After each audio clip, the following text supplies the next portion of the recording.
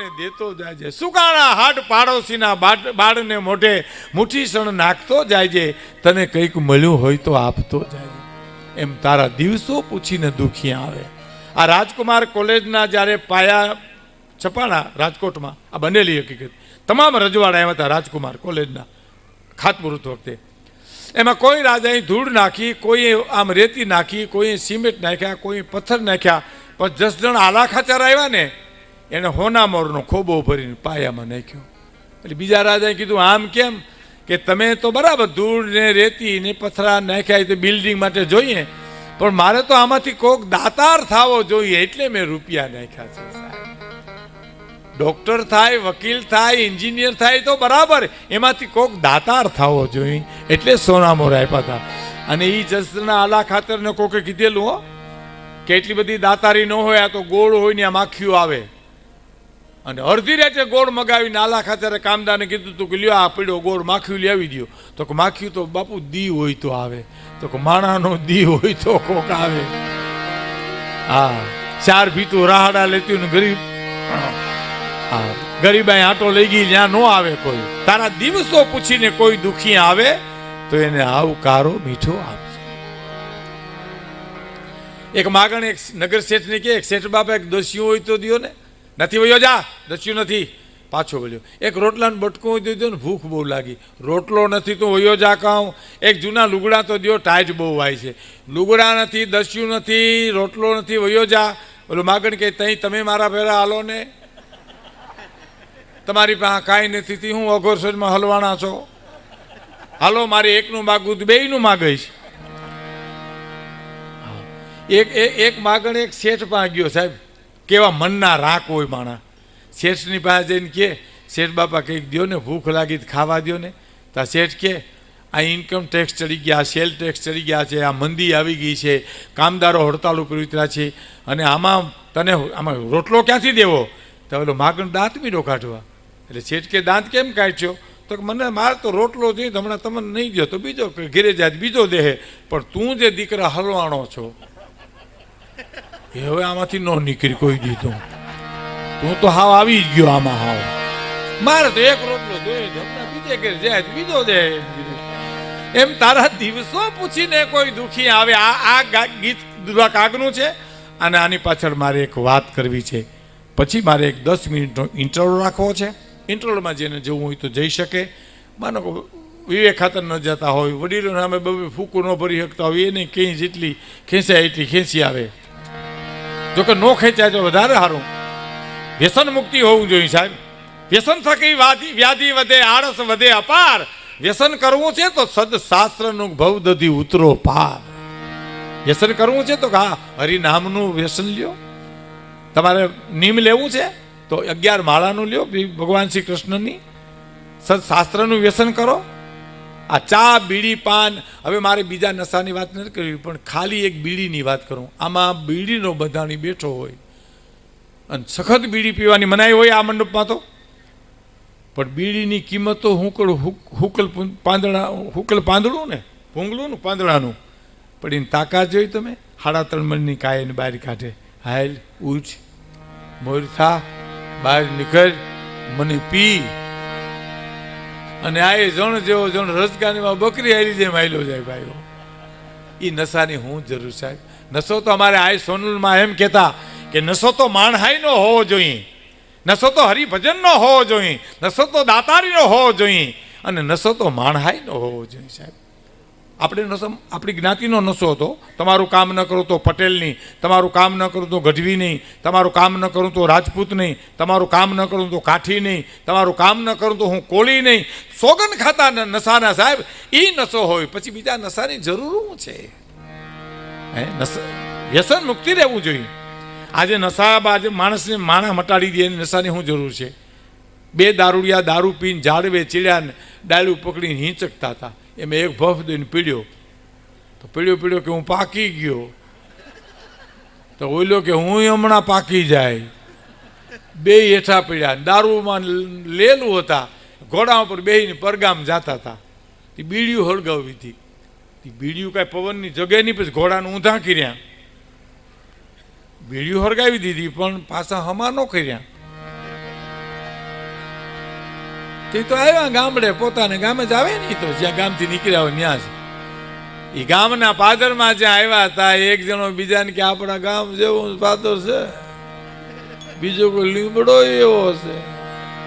લેલું તો એમ જ હોય. પછી ઘોડા તો ઘરના એવા અહીંયા તી લોહીથું નાખી ફળિયામાં, ને એક જણાની પત્ની નીકળ્યા તો પીડ્યો પીડ્યો કે બેન તમને ક્યાંક ભાળ્યા હોય એમ લાગે છે. અરે ક્યાં ભાળ્યા હોય, જિંદગીના તારી આરે પાનારા પડ્યા, આમાં ક્યાં ભાળ્યા હોય. કહેવાનો મિત્રો મારો અર્થ એવો છે, નશો તો માણહાઈનો હોવો જોઈએ સાહેબ, નશો તો માણસનો હોવો જોઈએ.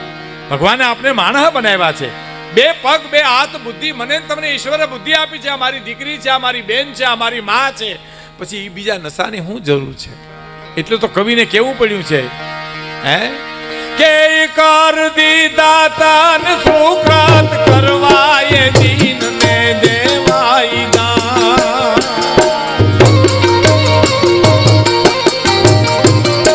કર દીધા તન સુખત કરવાય દીન ને દેવા દાન રે વાલા દીન ને દેવાય પણ મજા નહીં ભગવાન ને તે તોય ભજા નહીં, ભગવાન ને તે તોય જાદા ના લીધેલા જાન. હાથેથી હરામ ના જાય વાલા રે વાલા તે દીધું જ સેવાણી પ્રભુ તને. તારા દિવસો પૂછીને કોઈ દુખી આવે તો કાંઈ દેવાની વાત નથી. કવિ કરતા કાંઈ એને મીઠો આવકારો આપજે સાહેબ. વાણી ઉપર વ્યવહાર માનવીનો. હા, તમને એક નાનકડી વાત કરું સાહેબ. આપણી તોતડી જીભ હોય ને, તોતડી જીભ, તેમાં આપણો વાંક નથી. ઈશ્વરે તોતડી જીભ દીધી, એમાં આપણે શું કરીએ? તોતડી જીભ છે એ કુદરતની દેન છે, તોછડી જીભ છે એમાં આપણો વાંક છે સાહેબ. ફરી વાર સાંભળજો, તોતડી જીભ એ કુદરતની દેન છે, તોછડી જીભ કરવી એમાં આપણો વાંક છે. બીજી વાત, જીભમાં કંઈ ઘા લાગ્યો હોય તો રૂજાઈ જાય, પણ જીભના ઘા જેને લાગે કોઈ દી રૂજાય નહીં સાહેબ. એટલે કે એવા વેણ ન કાઢો કે કોઈના દિલમાં ઠેસ વાગે. વાણી ઉપર વ્યવહાર માનવી. મારી બેનો દીકરી બેઠી એટલે એક પ્રસંગ કહી દઉં સાહેબ. હું આ ગીતની અંતે પ્રસંગ કહેવાનો છું. કારણ શું, તમે અમને બગેસરા સુધી સાંભળવા આવી શકો, અમરેલી સુધી આવી શકો, તમે રાજકોટ સુધી, ગોંડલ સુધી આવી શકો, કુંકાવા સુધી આવી શકો, પણ ચાર દિવાલોનો વચ્ચે જીવવું છે. અમારી માતાઓ બહેનો દીકરીઓ એને તો ઘરને આંગણે અવસર હોય તેથી સાંભળવા મળે. હવે અમને ટીવીમાં સાંભળે, વિડીયોમાં સાંભળે, રેડિયોમાં સાંભળે, એ તો તળાવનું બંધ પાણી છે. પાણી છે પણ તળાવનું બંધ પાણી. આ રૂબરૂ પ્રોગ્રામ છે ને એ નદીનું વહેતું પાણી છે. ખડ ખડ ખડ ખડ ખડ ખડ વહ્યું જતું હોય. એટલે મારી માતાઓ બહેનોને અનુલક્ષીને મારે એક વાત કરવી છે. પણ આ ગીતના અંતે માનવીની પાસે કોઈ માનવી નો આવે, તારા દિવસો પૂછીને કોઈ દુખી આવે તો આવકારો મીઠો આપજે. પછી શું કીધું કે કેમ તમે આવ્યા છો એને એમ નવ કે જે રે એ જીન ધીરે રે ધીરે તું બોલવા દે જે રે આવકારો મીઠો એ આપજે રે. કેમ તમે આવ્યા છો એમ નવ કેજે, એને ધીરે ધીરે બોલવા દેજે. આ જોયું, આ જીવન છે આપણું, મારું તમારું. અને પછી કઈક વાત કરે ને તો વાતો એની સાંભળીને એ આડું નવજો જે રે એ જીન માથું રે હલાવીને હોકારો તું દેજે રે આવકારો મીઠો એ આપજે રે.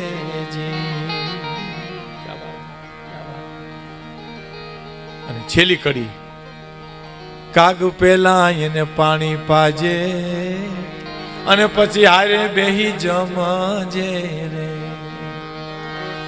કાગ પેલા એને તું પાણી પાજે અને પછી હારે બેહીને જમજે અને પછી એને જાપારે સુધી તું મૂકવા જાજે રે આવકારો મીઠો એ આપજે રે મીઠો આવકારો આપજે. એક પ્રસંગ કહું સાહેબ, મારી માતાઓ બહેનો દીકરી બેઠી છે, એવા વેણ ન કાઢો કે કોઈના દિલમાં ઠેસ વાગે. મારી દીકરી, કોઈ માતાએ વિચારવું જોઈએ કે મારી દીકરી જેમ હારે ગઈ છે કોકને ઘીરે, એમ કોકની દીકરી મારા ઘરમાં આવી છે સાહેબ. એને સાસુને દીકરાની વહુમાં દીકરી દેખાય, દીકરાની વહુને સાસુમાં માં દેખાય ને, ત્યાં કોઈ દી એક્સિડન્ટ નહીં થાય સાહેબ, કોઈ દી ક્લેશ નહીં થાય, કોઈ દી કજિયો નહીં થાય. એની એક બનેલી હકીકત તમને કહું સાહેબ, કડવા વેણ મારી નાખે માણાને. હા, મનુભાઈ ગઢવી મુંબઈના, એને મને કરેલી વાત હું તમને કહું છું. ઝાલાવાડનો પ્રસંગ છે, રાજસીતાપુરનો. એનો દીકરો સંજય ગઢવી, ભણેલા માણસોએ નામ સાંભળ્યું છે, ધૂમ 1 ફિલ્મ બનાવ્યું અને ધૂમ 2 એનો ડાયરેક્ટર. એ મનુભાઈ મને વાત કરી, એ વાત સાંભળજો મિત્રો. આ વાત પૂરી થાય ત્યાં સુધી આપની જગ્યા ન છોડો એવી વિનંતી સાથે. આમાં સમજણ છે.